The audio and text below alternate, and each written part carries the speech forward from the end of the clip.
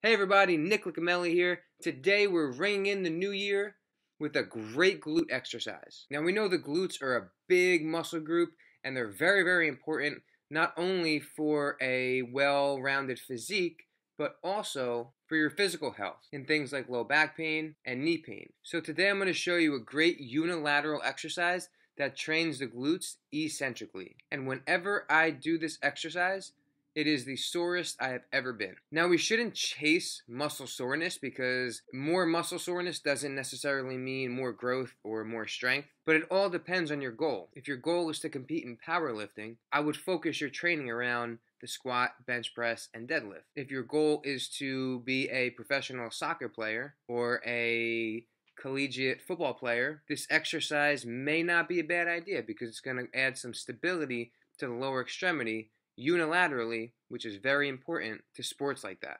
And as far as hypertrophy or muscle growth, overall volume is what you really want to focus on for hypertrophy. So if getting the glutes too sore prevents you from doing more volume throughout the rest of your week, this exercise probably isn't the best for you unless you can monitor your week so that you're not as sore the next time you go to train your legs.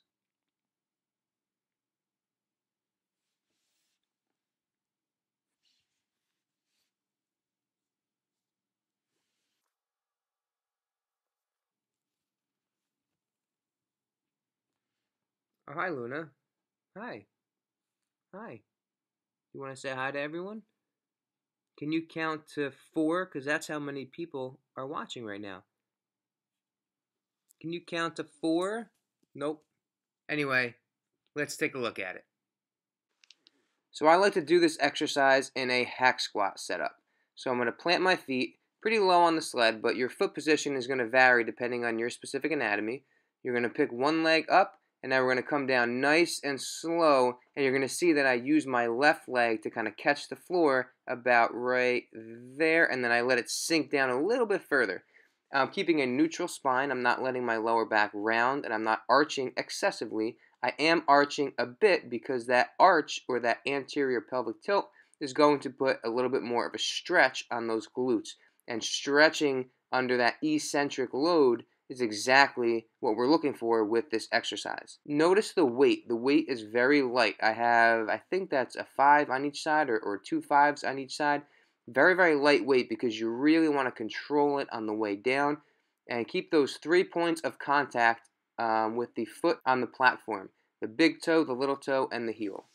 So from this side, you can really see how my foot catches the floor and then lets it kind of sink down and almost spot the movement a little bit further down. So again, this exercise works on eccentric strength of the glutes and quads, which is very, very important in sports that involve sprinting, stopping, cutting, standing on one leg, such as soccer, football, lacrosse. And like I said in the intro, after this exercise, my glutes are sore like I have never felt in my entire life.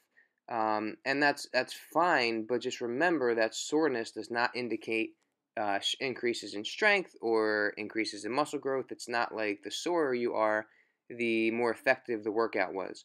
Soreness is just an indicator of muscle damage. So if our bodies aren't used to something, if we try a different exercise, different variation, a different rep range, things like that, we're going to get sore. But that doesn't necessarily mean we're going to get stronger or have more muscle growth than if we weren't as sore. So again, don't go chasing soreness. Keep your goals in mind. If it's powerlifting, you probably want to stick to the big 3. If it's hypertrophy and bodybuilding, you probably want to focus on volume. And if it's sports, you probably want to work on exercises and activities that mimic your sport demands. But either way, this is a great exercise to throw into any routine.